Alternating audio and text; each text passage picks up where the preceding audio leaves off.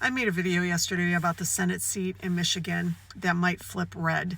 That AIPAC had sent out a mass communication saying, hey, voters, support Haley Stevens, the Democrat who's running, the centrist Democrat who's running for that Senate seat, because she supports our pro-country that starts with an I interests. And that's dangerous. And I also talked about how Abdul El-Sayed is now in the race. And he is a progressive. He's been endorsed by Bernie Sanders. He's been endorsed by Democratic Socialists of America.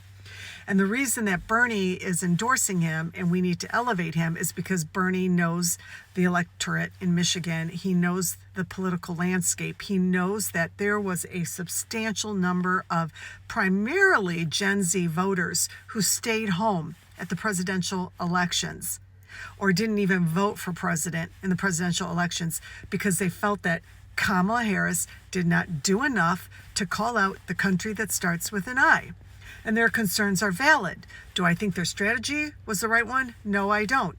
But Bernie can see that if we push through Haley Stevens at the Democratic primary election in the state of Michigan, that we might actually flip this seat red to the most disgusting MAGA candidate, Mike Rogers, who we are going to be stuck with in Michigan for 6 years because these Gen Z voters are not going to come out and vote for Haley Stevens because she's a centrist who supports the country that starts with an I. So somebody in my comment section on Instagram said, well, I don't understand what's wrong with Haley Stevens. And I had to explain the difference between centrist Democrats and the progressive wing that's trying to gain more control is a moral one, is a life or death one. That centrist Democrats generally are bought and paid by special interest groups, by corporations, by the wealthy class.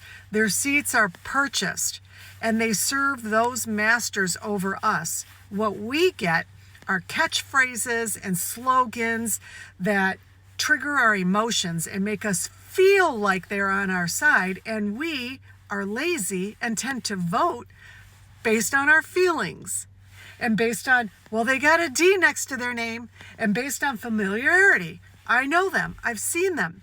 We are lazy voters when it comes to that. We need to turn out at these Democratic primaries in Michigan and vote for Abdul El-Sayed. We need to donate to his campaign. We need to phone bank for him. We've got to do everything we can so that he can actually win in November against Mike Rogers. And we can get substantive changes in Michigan. We can get actual policies for you and me, not just a bunch of rhetoric from centrist Democrats we have heard for the last 20 years. And I'm going to end with this. I will always say this: in November, no matter what, we vote for the Democrat because we have a growing number of progressives and they will be able to get some of their progressive platforms passed working with centrist Democrats.